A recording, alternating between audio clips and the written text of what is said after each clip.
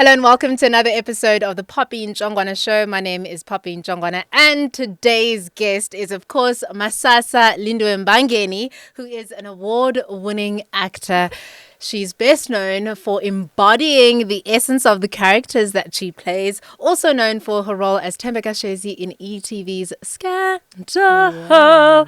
She starred in productions including The Republic Mzali Wam, Harvest, Tola Legacy, Housekeepers, and of course Igoli Black van Goot. Girl, you were on Igoli. I sure was. Place of Gold. This is a very long time ago. Okay. I started, we weren't allowed to go onto TV shows, but because I was the girl that I was even then, yes, I got a chance to play Jackie's PA. I didn't even have a name, Poppy. I was Jackie's PA.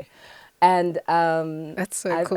I played Jackie's PA when I think I was in third year, and I would sneak out of class just so that I could make it to work. That's a cool gig to have. I know. And to have say that you were part of something that was that enormous in our history as, you know, entertainers in South African people who just love that kind of stuff. So congratulations on that. Thank you. That's a big deal, even if you were just the PA, I man. know, right? I mean, it's a famous adage in our industry is people say that there's no such thing as small parts, only small actors. And I believe in it wholeheartedly because any chance I get, I make sure. Sure. So my first professional play was at the Market Theatre.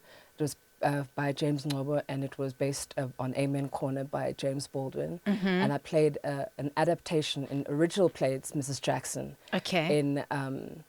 In James Ngcobo's version, she was Mrs. Chinotimba, and she was an immigrant from Zimbabwe.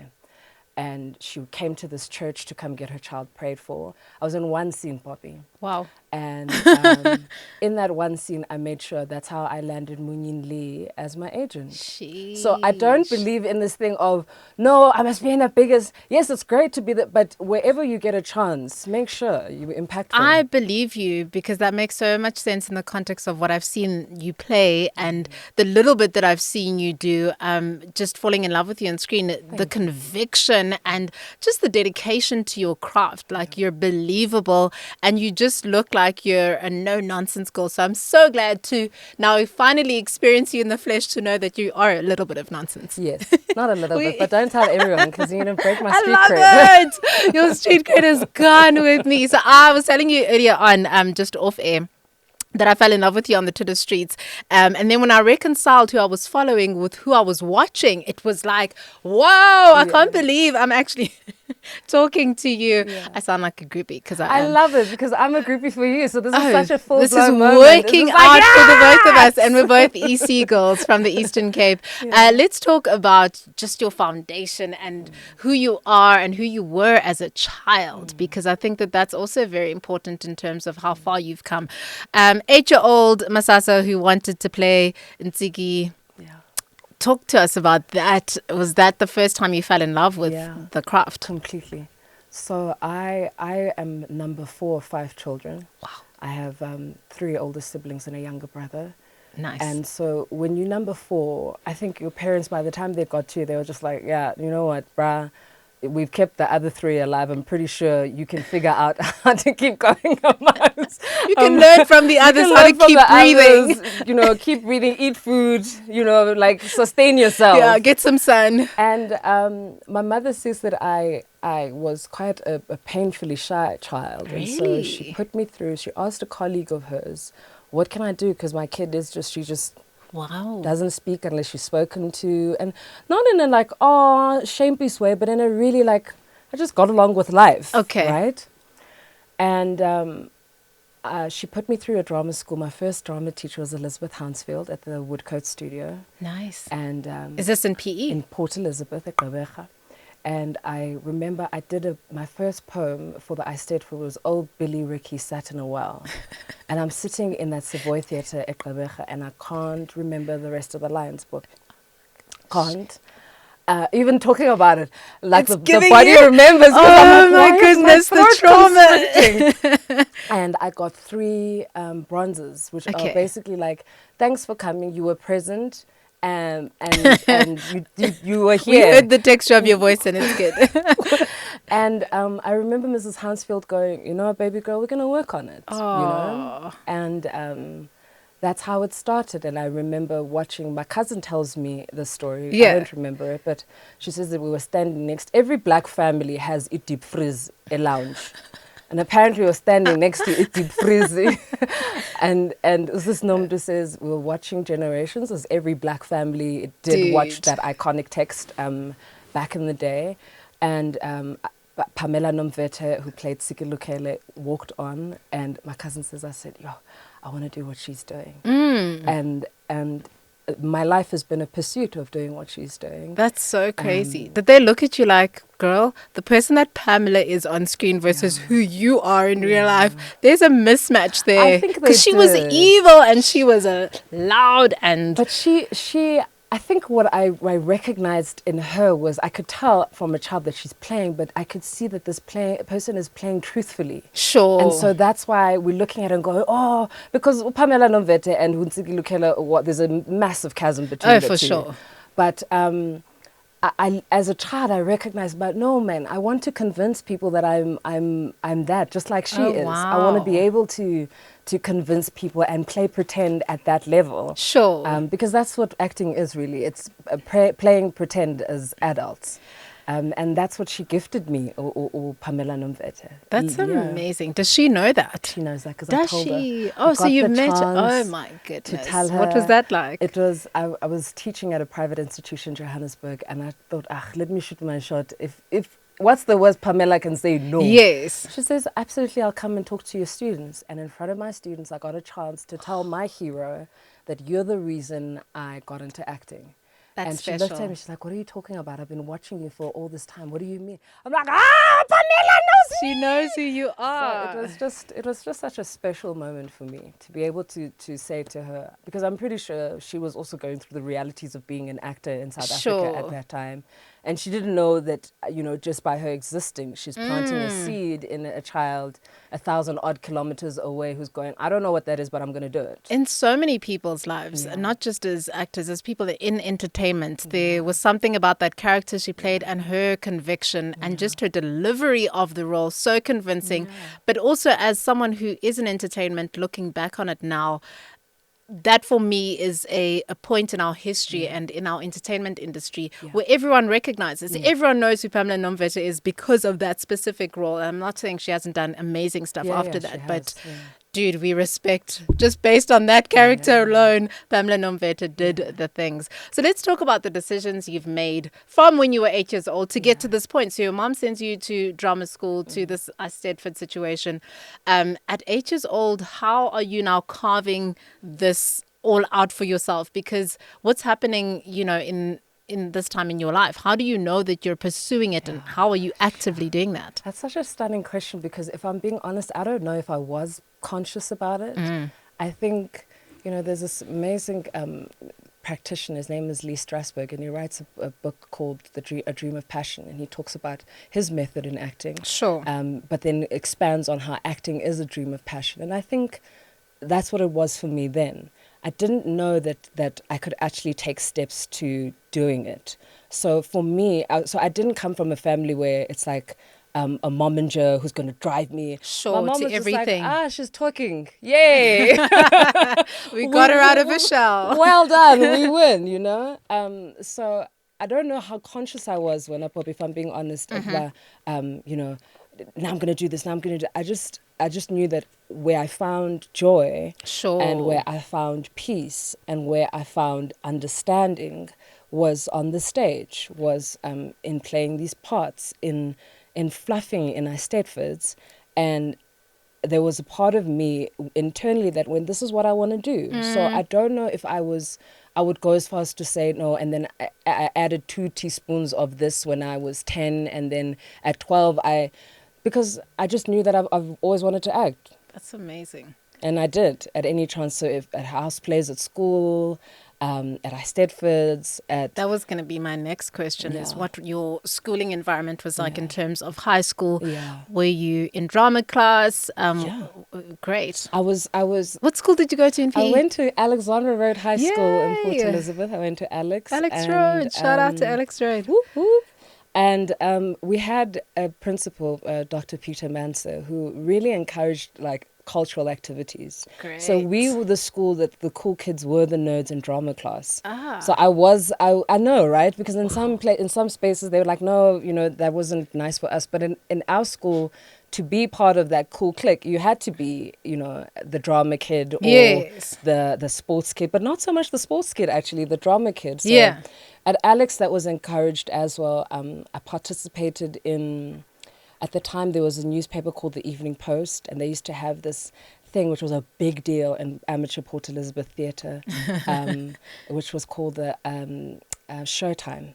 And Okay. Showtime, we'd sing these show tunes and I can't sing to save my life. I can't sing, That Poppy. voice. Mara, I was there, front and center. So I remember I took my partner to meet my mom for the first time, and my mom's like, "Oh, come watch this video." And I'm so off key. Wrong, Poppy. No one That should is be, but I so was cute, there. I man. was there. Oh, always performing. That's so Yeah. cool.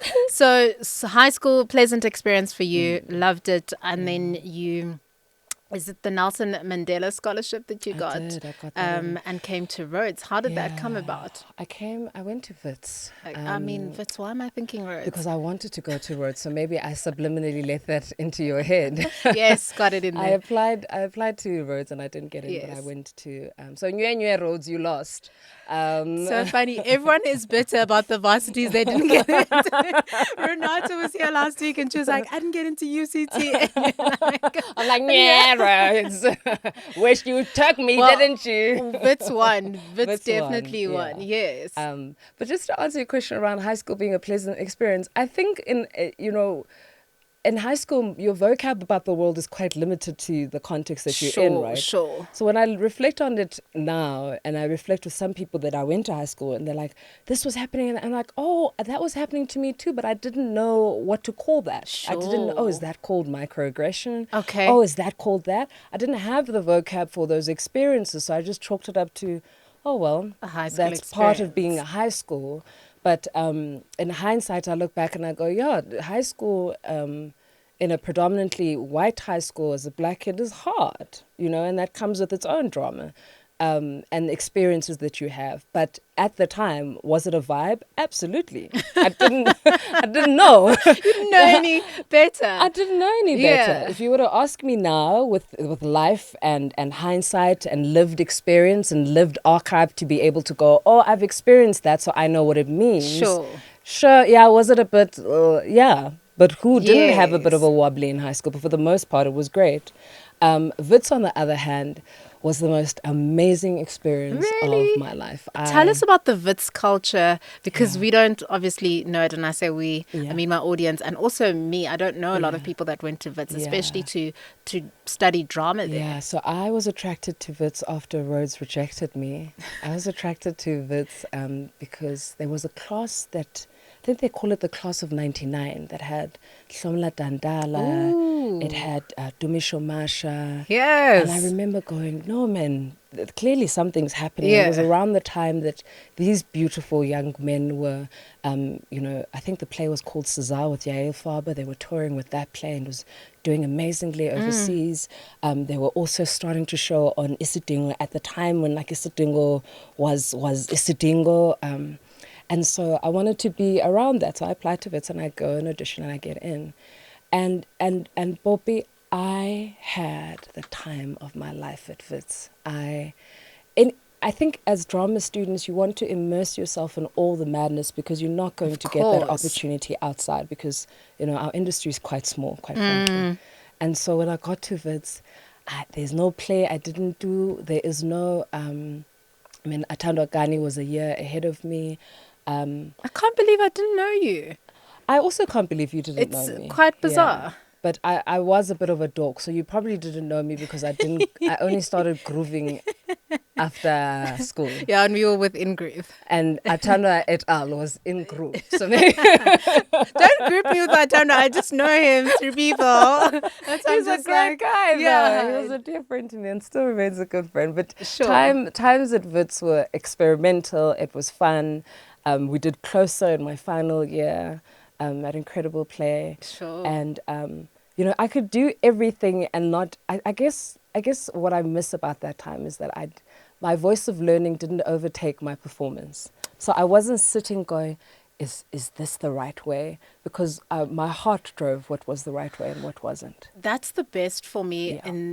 in that particular time, just as a performer and as an artist and creative, because you don't have the privilege of knowing, Yeah. you know, what you're supposed to be and how you're supposed to act. And you're right about that learning experience. No one's going to tell you what you're doing is wrong because you're learning and you're becoming. Yeah. But you also don't know that that's what's happening. Yeah. You're just playing. That's so cool. And now that I look back, I'm like, oh, what a great time. Right. At the time, I was just like, wow, we're doing too much. Now we have to do this. Now I look back and I go, what a time to play, to make mistakes. I didn't have to rush into the industry. I just trusted that when the time comes, I will break out of this cocoon and go where I need to go.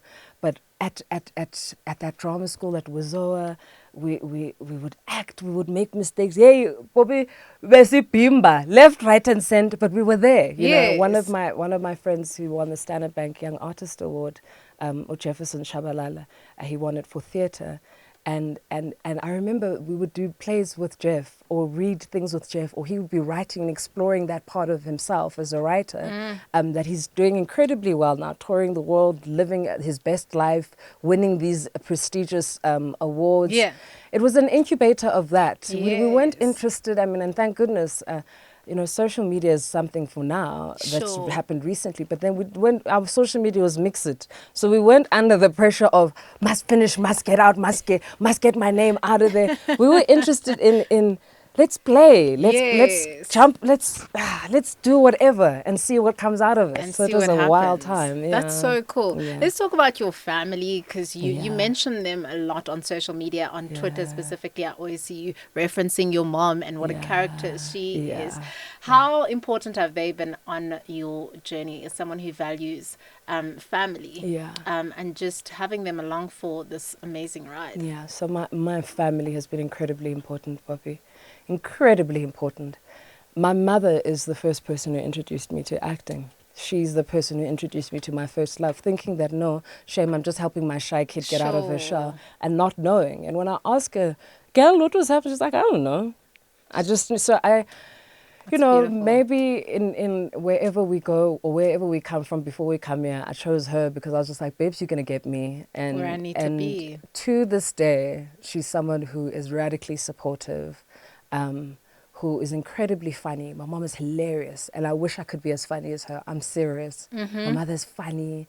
My mother would be a brilliant, like, comedic actress. But if I were to bring her here, I'm a friza, okay, which doesn't make sense to me. Yeah. But my mother and my brothers and my sister, my father's late, but he was also an incredibly supportive heart. My father was intense, and so some of the processes that I play with male actors, sometimes I have to channel my relationship with my father, which was wonderful but intense and difficult. And so sometimes it hits too close to the bone because I'm just like, you're playing, this is a character, it's not you and your dad playing out your drama for each other. Let's chat about your dad. And your name. I'm a huge believer in names being, I guess, sort of prophetic in a way. And so when I found out that your dad had named you after a tree, I was like, this makes so much sense. What does your name and being named Masasa mean to you? Jeez, Papa, and then I'll tell you what it means to me. It's so special that you know that, because people don't know that. Anyway, I'm named after the Masasa tree, M-S-A-S-A, that grows in Zimbabwe and parts of Lesotho. And my aunt used to always tell me that my dad was so proud of this name. Getting a bit emo. Yes, of course, you're allowed to. Because he found this name and he was like, yeah, I'm naming her after this tree because apparently the qualities of this tree is that it burns a long and lasting flame. And my father wanted me to endure in life. I don't know why he thought that life needs endurance. And it does. But, you know, he named me after that tree and its resilience and its endurance. And I think that name and being in the industry that I'm in, that it really is a marathon. I mean, you're a runner, so you know that it's not like a 100-meter sprint situation of being in the creative industries, and particularly in acting. that you really have to endure, and you have to be slow burning, and you have to be this fire that just keeps going. And I think that's what my dad wished for me, and I think I've lived up to it a bit. Oh, wow. That is so, so powerful and meaningful just to hear it from your perspective and how you've internalized that. And it's a beautiful, beautiful, beautiful name. Thank you. If your father were alive now, what would you say to him? Sure. So my dad and I had a very difficult relationship. Now that I'm older and I have hindsight, Sure. I understand. When you put people within a context, and my father being one of 9, and growing up in apartheid South Africa, and what this meant in terms of having dreams and goals and feeling that you're brilliant, but you're quite limited because the system says you can only go so far. I think my father internalized a lot of anger. And it manifested and it's something that I have been vocal about, so it's not like I'm going to be sharing family secrets here, but it manifested in my father having a really tough time with alcoholism. And so trying to show love, but struggling because he didn't have the vocab to do it. He didn't have the emotional lexicon to go, this is how I'm going to show you love. Sure. But in many ways, if my dad were alive today, I would say, thank you, Hlom, because I understand. I didn't understand, and it was hard, and I gave you a hard time, and you gave me a hard time. Yeah. And a lot of healing has had to happen when I Sure. but now I'd be able to, I wish you were here so I could go, I did good with that name you gave me, and I didn't do too bad with your surname as well. If they Google Mbangeni, we're not, I mean, there's some hits that are like, yeah, but most of the time, most of the time they're good. And that's the thing. You want to be proud of yourself and where you come from. So I definitely hope that you are, because you've just become so powerful. And in that moment, just sharing that vulnerability is quite special. For me to experience as well. So let's talk about Masasa, the actress, because I know, and this is why I'm excited to have these conversations with people who are in different spaces. And yes, we're all entertainers, but this is like a different level of like the craft. Acting is not easy. And so what I want to know from you is, as someone who's won an award, a couple of awards, for your lead role in Scandal as well. We loved Scandal as Tembeka there. What do awards mean to you? Do you feel like they're the pat on the back that you need, or do you not value them? So the first one felt like a pat on the back. I remember even saying in the speech that I felt seen. And it really was affirming, because I started on Scandal and I was wiping shots for 2 years, Poppy. This is what people don't know. Oh, wow. Like, I was literally taking the camera from here to there. And I remember I got into so much trouble because I would end up looking at the camera and pouting. I didn't learn about camera technique at Wits. We were learning theatre and how to project in theatre. So here I am now, and I see a camera and I go, I'm so sexy. And I get into trouble, right? So I spent 2 years doing that, and when I got the chance, that's why my biggest thing that I hope that people who engage with this when they're watching realize that life must find you. There's this thing, an actor prepares. Life must find you prepared. Can't find you. Where's my lipstick? If gloss, no, ready. You are instance, because when that opportunity came, it found me ready. It didn't find me warming up. It didn't find me, what am I going? Let me quickly hlanganisa something. No, I've been hlanganisering since I was 8. Yes. Unconsciously. So it didn't find me, quickly. Yeah, no. So that's such a good point. So when I got that first award, I felt so affirmed, because I was just like, because I've been ready and because I've been putting in the work. Sure. I feel seen. I feel like,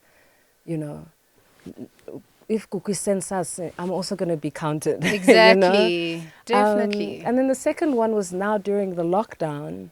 And again, another affirmation, because the lockdown was chatting, of air to Upila, and you know, the lockdown was hectic, guys. The lockdown, especially for anyone in the creative industries who's in the gig economy, who's freelancing. Sure. Lockdown was just like, babe, sit with yourself. And I'm sitting with myself going, if an actor is not acting, is it still an actor? What are they doing? You know? What does it mean to be an actor? All of these big feelings that, to a certain extent, I was outsourcing to the work. What do I do with them? Oh gosh, now I have to sit with these big... What? You, my stuff? You're not Tembeka stuff? What? Exactly. So having to grapple with all of that, having to grapple with that identity crisis and like the locus of my identity being deeply rooted in my work. What happens when I'm not acting? Who am I? Then here comes the SAFTAs and they give me an award during a lockdown. I'm like, okay. So even when an actor's not acting, they're still an quality, actor. yes. Okay. Thanks. I think that's also one of the award ceremonies that I watched. And I think you accepted your award via camera. Yeah. Okay, so it was the one that I saw. And I Yeah. loved how they put that together because it was just kind of so great to see the industry still moving forward in these tricky times. What I also loved that you did during lockdown is that you were offering acting courses and lessons and one-on-ones. I think I DM'd you. Don't worry, I'm not going to act anytime soon. I just thought it was a really cool way to extend yourself in that time because, one, it's who you are. And also, I think the thing is about, because I've done drama in high school, I understand the value of just exposing yourself to that and just how you grow as a person. So tell us how you decided to just offer that to the people and to the masses. So I think for me, in major moments of crisis, I've always leaned into service. And for me, teaching is service, right? So even there was a time in my life where I didn't want to do any theatre, I didn't want to do any television. I was just like, action, grand, Galinde acting, God braces, didn't want to talk to anyone. I was very clear, like I'm done. And then I found myself teaching at an institution. And Bobby, did my students show me flames. What do you mean? They showed me flames in terms of you know, it was as if I was confronting 17-year-old me much later. Oh. And 17-year-old me was just like, you're not going to tell me, what do you know? You know? And also 17-year-old me who's just like, oh my gosh, I'm so excited. So I was dealing with all of that. Yeah. And also teaching in that context says, zitobe, you know, because the way things are set up here, you're not a staring here. Exactly. You know? And so teaching has always been a way of encountering myself and mirrors. And I don't know if I'm making sense, because I feel like interactions that you have with people, once you've dealt with people delaring you, because there are moments when people are delaring, but once you've dealt with that, there is a bit of that where you can reflect and go, okay, what were you here to gift me? And my students were that. Yeah. They really... I'd forgotten what my why was when I was acting. You know, why am I doing this? What is my intention behind this? Yes. Can I speak back to, if someone were to go, why, will I be able to answer? And it won't be some sort of esoteric, but I can speak with conviction and it sits in my gut, right? So when I did, you know, the classes of In and Out Studio, it was wanting to do that. It was me going, remember, I said earlier that I had this feeling of, if I'm not acting, am I still an actor? What? Yo, guys, the thing that I lived on and breathed is gone. What am I going to do? And I was reminded again of what acting is about. Sure. And through that studio, I got to connect with people. Wow. And that's what performance is really. It's, can I connect with the human in you? Can I... That's why you can watch a German play and you might not understand the language, but you can feel, because we all draw from the same human global unconscious that tells us how to feel. And if we see someone hurt, we're going to cry. We're not going to go, ah, ha, ha, ha, you know?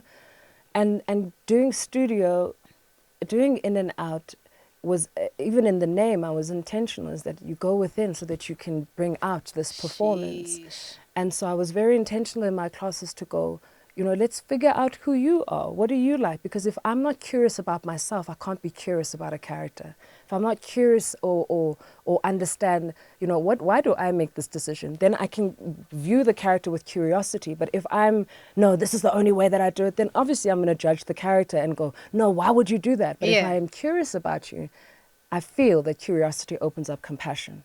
then I can be compassionate about you. So when you're doing these things, I can go, oh, tell me more, Tembeka. Oh, you killing someone at your wedding? Why? Oh, you've never felt safe before, and this man is representing safety to you, and anyone who's going to threaten that is causing your nervous system to be dysregulated. And Sure. of course, in a dysregulated state, you're going to murder someone. Okay, babes, that's what we're going to go play. It's just so that was the intention around In and Out, is to connect. Because if I connect with you, then you can connect with the work. Especially in those COVID times, that's what I was missing the most, is just like connecting. I was telling people, I just need a hug. And because of the nature of the virus, you can't hug anyone. And I'm a hugger and a lover of people. It was just really a tough time. So let's talk then about your process as an actor. I know that you are hugely invested in telling the truth of your characters. Why the truth of your characters? And how do you bring that out? Where do you go? Because it's quite fascinating to watch you work, and also to hear you then say that for you it's about understanding the character, not judging. Yeah. I think because if I'm not operating from a space of truth, then probably I'm no longer playing a character, I'm playing a caricature, which is okay if the context of the work that you're doing is that. So there is a type of theatre, for instance, that Bertolt Brecht advocated, where the audience must not connect with this character, so therefore you are going to play the caricature, right? But that's within that specific particular context. But if I don't tell the truth, then how do you look at a Ntsiki Lukele? And also, I mean, the amount of times I've had people come up to me and go, Tembeka was so confident and she went for what she wanted. I would go into that interview and go, what would Tembeka do? And I'm going, because that's the power of what you've been given. You've been given the power to, for that time, for that half an hour, people are going, Mfundise, teta nam. They're handing over their family time, their supper time. I associate watching Generations at that time with Upamela, with us around a deep freeze doing something, preparing for supper, so it was intimate time. So you're that close to people. Sheesh. You must take care. So that's why I say I am interested in the truth of character work. And I must say, like, the actors that I'm seeing right now on this The Wife thing are doing such an incredible job, because you can tell that not only did they invest in reading the books that they're working on, but then they invested in the culture. They went to, what does it mean to be in a taxi association? They went to Ebri. They sat. Oh, wow. Because even the way Abdul Koza sits, the choices that he's making are not a caricature. Yes. It could be. Could easily ham it up. But he's seen them. He's got an uncle who wears that Brentwood. He knows how that smells. He knows the textures of... So I get so excited when I see people playing truth, because I know how it affects me as an audience member. Sure. So I want to give people that gift that I feel when I'm watching actors like Bongo Koza, like Abdul. When I'm watching them and I'm going, oh, can I have a turn, Can I have some? Can I? Yeah. That's when you know production's good, when you want in on something and in on the action. I've actually been seeing so many tweets about The Wife, and now that you've co-signed it, I'm definitely going to check it out on Showmax. You have to. Oh, amazing. Let's talk on that note, because you're giving kudos and flowers to some of our local talent. What the acting industry is like from a camaraderie perspective, because I obviously don't play in that industry and I only have like bits and pieces of you guys. What's it like? Do you guys support each other? Are there cliques? Is there a hierarchy? Do we respect the elders as we should? I've always wondered. Yeah, that's a stunning question. And so that's why I took a moment to think, because I'm like, what are the dynamics in this industry? Because I know everything about radio and how radio works, but how does everyone relate to each other in the acting space? So, absolutely sabahlonipha abantu abadala, because I mean, I remember I was doing Unongogo a long time ago, and Ntshongwana was the first actor to play Unongogo. And I remember her getting my number and calling me and going, yeah, Masasa, you're rubbish, Omdana. I know you're going to do a great job, because that's who she was. But the reason why I can even play Sure. and go there is because of Onomhle Nkonyen, it's because of Mamthembi Nyandeni, it's because of women who open the door Yes, for the me. space. So absolutely, siyabahlonipha abantu abadala. However, asibahloniphi in terms of honoring them with the money, paying abantu abadala on time, respecting abantu abadala. It's a hard industry, Poppy, I'm not going to lie. And it's an industry that wants to separate a lot. So the world, and especially with a black woman, the world can't exist. There's not enough space for a Poppy and a Masasa to exist, but there's enough space for so-and-so and so-and-so and so-and-so to exist. Oh, wow. So there's a lot of difficulty in that. Then you start fighting with upopi, but upopi akandenza ngani? Exactly. Why ngisilwa no popi? So they do a lot of playing you up against each other. Yes, and if you're not someone who knows yourself, then you will be triggered by that. So now we're not going into a scene to go do the scene. We're going into the scene because, yeah, they told me about you, Bob Ntshongwana. We're going to see who's going to finish the scene. And it's like, hi, Bob, babes, that's not the character. Here to work, girl. That's not the story. That's not the story, though. So Why you are we can doing- feel the energy and it's what so someone's bringing. heartbreaking because and I don't think I'll get into trouble for saying this, but I'm doing the show with a really incredible actress, Bonnie Mbuli, and Bonnie and I was sitting with Bonza and I said, Bonnie, this is the first time I've been in a show and there's actual ensemble. And she said, yes, because everyone is sitting in the truth of what they bring to the story. Oh, wow. I'm not fighting you because I know, because I know, no, in this salad, I am the tomato. Wow. I sometimes am confused for a fruit, but I actually am a vegetable. In the salad, I am the tomato. Wow. Then here comes the cucumber. He is the cucumber. Sure. He could never be the tomato, nor does he try to be the tomato. He's the cucumber. Yeah. Together we make a part of the salad. So when you understand the part that you bring, then I can never be threatened by anyone else. When I understand that this part I've been entrusted to play because I've gone through the process. So I can't look at you and see you as, but that's how the system has been set up. That's how, things have been set up in our industry. So I can't say to you that there's camaraderie. I don't believe that there is. I wish that there was. In an ideal utopia, I wish that there was. But I wish that people were treated fairly, people were paid fairly. I wish sets were safe for everyone. Because sets are What do you mean by that? Sets are safe. I mean that people who have perceived power on a set, for instance, will then abuse that and sexually abuse people on a set and get away with it. And our reckoning in our industry, our time's up moment hasn't happened yet. So when you speak up on that, it's like, they're starting again. And I look forward to the day when our time's up moment does come, and we realize that no, guys, no one owes you ass because you're number one on the call sheet. And also you're doing your job because they're doing their job. So that's what I mean when I'm saying sets are safe, and it's not just limited to young women. Young men have been victims of this. So until we get those things right, akho camaraderie. Senza because kumnandi Poppy, but akumnandi but sibahle.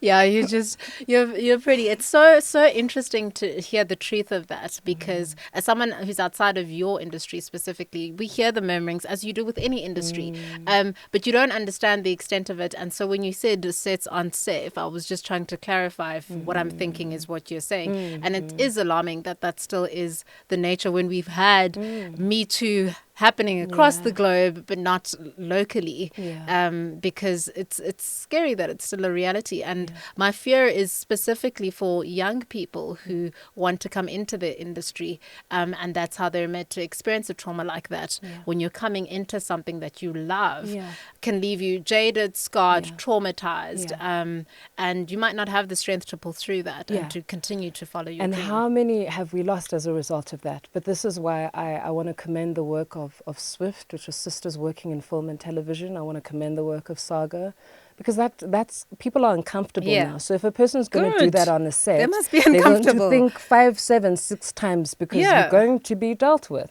So I'm not saying that nothing is being done. Okay. It's not maybe operating at the pace that I would like it to operate. But I remember, for instance, here's an example. I was doing an intimate scene with an actor a very long time ago, and no one asked me if it's okay if this person touches me. No one asked me that. So it was now awkward. Now, Masasa's being a diva because why does she want the set to be closed? Because everyone felt entitled to this body. And I remember as a young actor going, no, but this is my body, babes. Sure. So fast forward years later, and I'm working with Ubongile Manzai, who played Mtunzi on Scandal. And Bongile has a theatre background. And Bongile, we're doing an intimate scene. It's the first scene we've ever done together. We're just meeting each other now. And Bongile says to me, hi, Masasa, so where are you safe? Where can I touch you? Where are you safe? And I remember looking at him freezing. And I think I got quite teary because I went, oh, so you mean I actually can go, I can negotiate this? Wow. Because then if you don't negotiate, then you're not hungry enough for the arts. No. That's the sort of modality I was trained in, right? So Sure. I was taught that, this body, the people, and until I realized, no, man, that's not how it should be. Yes. So to have an actor of that caliber teach me, and Bobby, when I say years later, I'm talking about, when did I go back to Scandal? 2 years ago. I'm not talking something 5 years ago. 2 years ago. I've had theatre shows where I would say to the director, I'm not comfortable. Yeah, but it has to show that you guys are. I'm like, yeah, I don't know. And luckily, I've played with men who can see that I'm comfortable and would then understand without to having move to cause a around you. scene, Yes. but move around me to make me feel comfortable. But I remember Bongile saying this and me going, oh my gosh, what? So Yeah. if that's how I was feeling, and at least I've got a 10-year innings in this thing, what's Exactly. happening to you as a young woman who's been told, no, this person must do that because they're number one and they can do this to you? It's nonsense. So this is why sisterhood is important, but also it becomes a problem if you are, if we keep fighting each other because, who's the better? No, babes, now we're getting distracted. It's the least of our problems, yeah. Umsebenzi, we know how to do umsebenzi. But now Let's how do we protect make each it safe other. and protect each other? So that if a Bobby calls me, Masasa, this is what's happened on the set. Bobby, this is what we're going to do. Not, you calling me. Who do you think you know? Yeah. So I feel like we're distracted as women and the marginalized in my industry. And when we get distracted, we can't argue for the things that we need to make us feel safe to do our work. And for others to be able to operate in that space too. When you make a choice, you accept the consequence as well. So I can never get chest pains about any choice that I've made. If I make a choice and I go, I said what I said, I also own the subtext of what was said. I also Yes. own whatever. So when I say that of, me being vocal about certain things has come with a consequence, I own that with my chest, because I didn't say it. It's not that I wasn't shaking in my boots when I was saying it. Of course I was shaking, mara ngiyaphambilini. Exactly. Because now next time an abuser wants to do something on a set, they're going to think, Masasa et al. Stress. Very good. Excellent. That's a very valuable point that you've made, and I appreciate you making that point, because it's making me understand the dynamics just of how you think and just the industry.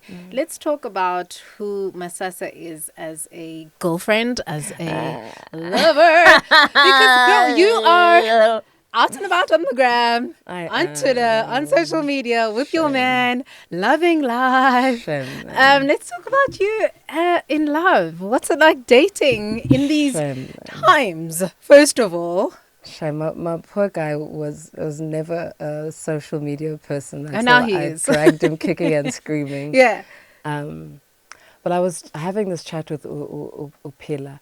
I used to think that relationships were about a dysregulated nervous system. And by that I mean a high drama, Bobby. Oh my word. My tense man, baby loves me if we're not throwing stuff and it's not in, you're cheating, scenes, end scene.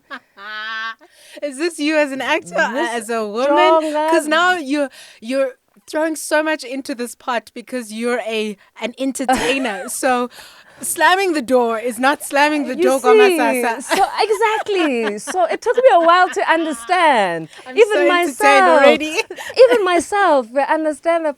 Even myself, I was just like, but I don't know why I'm angry. But this is making me feel good, and it's not sustainable. You Not at can't- all. So I was attracting people prior to my partner who dysregulated my nervous system, and I Sure. dysregulated theirs.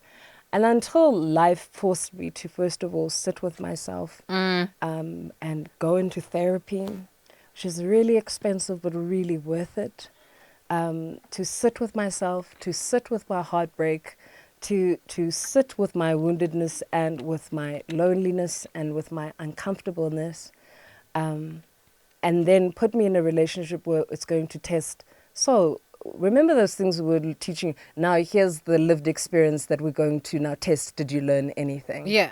And my beloved has been wonderful and challenging and loving and patient and aggravating, but in a way that I feel and yeah, you know, the internet remembers forever, but I don't think I'll regret saying this, but in a way that I feel like I have this giant mirror that is reflecting me and not always my best parts, Sure. but is reflecting me with so much love. So it's one of those mirrors that has that beautiful light that, you know, those Instagram lights that you can put around the mirror. Yes. And, yeah, so sometimes the ugly parts are lit, but they're lit with nice light. So it's okay, I Yes. see them. And, I love and that. Shem, it's been interesting dating someone in the same industry as me. It What's really that has. like? And on the other side of things, because where I would go, yeah, no, stuff this person, and I'd walk away, he'll go, yeah, so the reason why you can't walk away is because this, you know, whip out the calculator and he'll go, so that little thing that you did that just cost this, and that's okay, but now someone has to shoulder that. So we need to figure out how that's good. Yeah. So seeing things from another perspective, but also seeing someone, if I go, yeah, what that person did is really messed up, and going, I support you 100%. Sure. So having a teammate, man, It sounds very a coach teammate-ish, and a teammate, just based on what I see yeah. on Twitter, and he's a in nice love. person, Poppy. People must date nice people. Where are these nice people? I don't know, babes. Even me, it took me 10 years to find. So Right? I don't know, but it's nice dating someone who's nice. That's amazing. I'm so glad that you put it like that. So you're pretty candid about yourself, your process, your trials, your tribulations, everything that you've experienced in life. And it's difficult to be that, to live in your truth. Have you been that person throughout your life, or is it something that you grew into? I think I've always been that person. Oh, that's And I so think powerful. How's it served you? Because that's It's so been so hard. good. It's been hard. Oh, really? It's been hard because you know, we're chatting with, you know, everyone off sometimes. I remember that beautiful Nina Simone song, I'm just a soul whose intentions are good. Oh God, please don't let me be misunderstood. And so, you know, trying to come from an honest space, people go, and then Lona was Papelo, why are you steering? Who said you are the steering of the show? You know, saying this, and people Why go, is it so important to you? To come from a place of truth? And I'm not asking because I don't know, but it's just so nice to hear someone else who gets it in the way that you do. Because exactly what you're saying, people saying, oh, you think you're better, you're doing too much, like, come on now, you can't be, not even perfect, but why is the truth important to you? Is that something? Because I think, you know, my childhood helped me understand the violence of lying, the violence of deceit, and the consequences of that. The violence of not standing in your truth, the violence of tolerating things that are uncomfortable. You know, I think I witnessed that so much as a child that it physically makes me ill not being honest. Physically makes me ill. It physically makes me ill when I see injustice and I go, but you can't do that to someone. And I'm not saying I'm perfect, Bobby. Geez, Sure. and there might be people commenting underneath going, Bobby, let's tell you about my... And in that context, they're probably right. Sure. Because you tell me who is going to walk around and everyone's just like, you're that person. Then someone's lying. Yeah. For sure. Someone is lying. Oh, If I no love one that has, you own that too. no one has drama, no poppy. No, then someone is lying. Amongst us in this room, one of us is Judas, and it's not me. That's what you can count on, you know. So, it's gotten me into a lot of trouble. Yeah. It has. It's gotten me. You know, speaking up, especially around sexual harassment in my industry, has gotten me into a lot of trouble.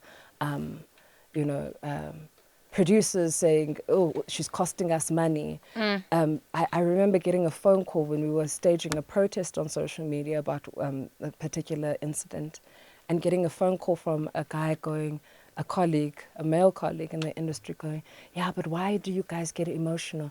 I'm like, you see, now this is the problem. You can't be the blade and also the person telling us how to stitch the wound. You have to figure out which one you're Pick a going to struggle, be. bro. But now that's who you become. Yes. You know, your feminism now is framed as, it's such a dirty word. It's like the other F word is feminism. And ever since they became a feminist, you know, these feminists, like, what does that mean? Have you ever sat and thought, like, abantu abafuna ukucinga Poppy, ingqondo semthunzini, and ingqondo mayiphume from the shade, apply and think critically. Brains must come out of the shade, please. Thank you, Poppy.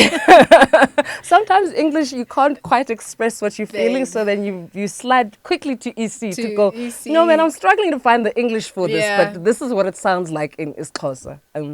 And so that's why it's important for me to tell the truth, because I Sure. know what it feels like, to the violence of it. Yeah. When you put it like that, geez, it's so refreshing to have someone who values truth the way that you do, and to value it wholeheartedly and not just in your career, Yeah. because it's quite easy to be the one but not the other. Yeah. And it's obviously cost you a lot to be truthful and to live in your truth too. Yeah. So, Which is okay. and that's brave, man. That's Yeah. brave in these times where people are being cancelled, and also being cancelled for the wrong reason. Yeah. Do you know what I mean? Yeah. So exactly what Yeah. you're saying, I resonate and I love. Let's talk about a reality show, because you're so out there.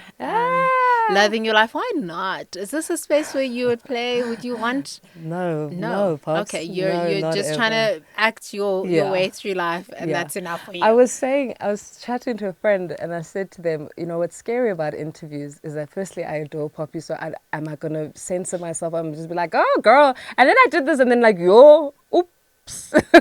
Yeah. Firstly, and then secondly, there's no dialogue, Poppy. This is real. There's Sure. I didn't prepare a script and learn lines and have Yeah. the comfort and buffer of character. This is me and me also catching myself going, oh, that was a bit vulnerable. Yeah. But I felt safe with Poppy, so it's okay. So in reality show, I wouldn't be able to control, because I'd just be. But you would be entertaining. I'm so I'm entertained no, by Poppy, you. I'm dizzy. No thanks. It would be such a great spin. Let's talk about your future in this industry and what you hope to achieve. I asked Renata, and I mentioned Renata because I know that you guys are great friends, and I even said to you that I wanted to have you both on, but I wanted time with you alone. Thank you, Renata, because I haven't spent any time with you alone, and so my obsession is now come to life. But let's talk about your future. Renata said that she has never wanted to be an actress overseas, and a lot of people see that as the pinnacle. What do you want for your career as Masasa Lindiwe Mbangeni? Yeah, again, a stunning question, because that's a question I'm grappling with in my own life. Because you're also still super young. But also not. I mean, in acting years, I'm a good 150. How though, when it takes time to get better at your craft, Yeah. to become skillful? So no one's going to be who you are at 21. Do you Yeah. know what I mean? Yeah, So it doesn't make sense to me that they age actors Yeah. when you get better with time. And I need you to put in there that they age female actors when you get better with time. You know, the expectations on the female body, you're not allowed to age. I mean, I was watching this film or this series with Nicole Kidman, and she looks young, but she looks very young to be married to Hugh Grant. I think that's who she's with in the Okay. film. And I can understand that our industry expects you to be in this prepubescent body as a woman forever. Sheesh. And so or else you're now old. And so I find myself in a space as an actor where I'm too young to play the mom, but I'm too old to play the ingenue.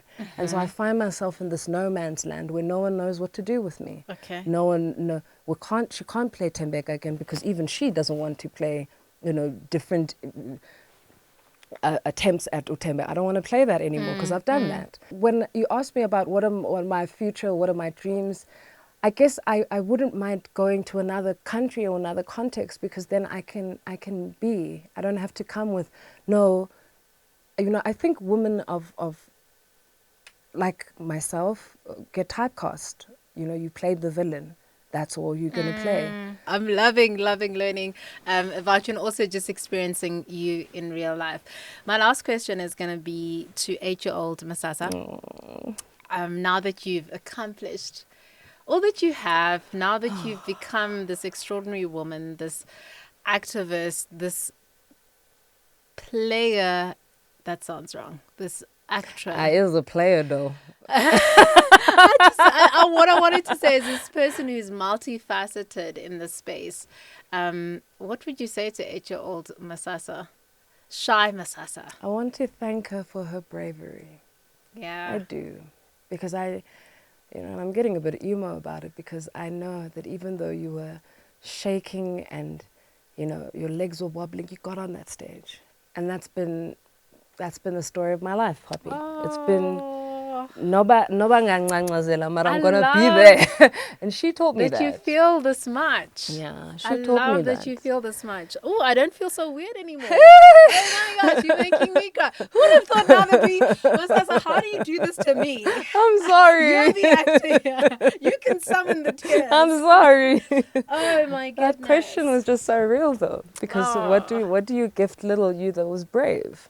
That things weren't easy. Sure. But even as she was shaking, she was there. And even now, you're saying exactly that. You were shaking when you were 8. You're still shaking now, but you're owning it. Yeah. And you've become such an inspiration for me and so many other women, I think, just in the industry and just navigating our way through life. And I think what you've left with me in this conversation is that speak even though your voice is shaking. All the time. Use your diaphragm, Mara, speak. Use your diaphragm. A thespian. Masasa Mbangeni, thank you for your time. Shout out to my Matlagi. That's my KNC, baby. Look, it's not my hood, but I respect. My cousins are from Matlagi, so I have many a memory of being on the stoop there and just, I don't know, listening to Aliyah, man.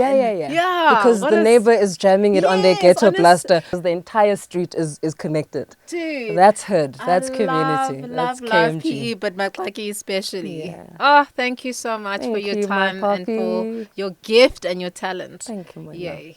Thank you. Masasa Mbangeni. Thank you.